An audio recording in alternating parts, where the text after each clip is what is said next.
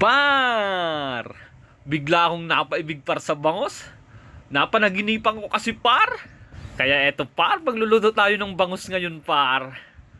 Pinagsama-sama ko lang pala par lahat ng ricado.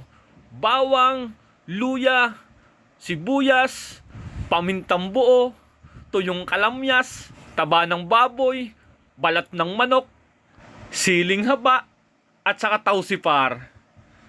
Tapos, templahan natin par ng pampalasang betchin, toyo, at saka suka par. Tapos, isang tasang tubig par. Takpan natin par hanggang lumambot. Adobong paksiw to par.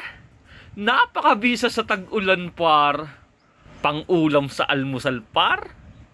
Niluto ko lang pala to par sa mababang apoy. Pag iga ng konti par, saka ko isinampal para sa mainit na kanin. Napakatibay par. Kain tayo par. Salamat par.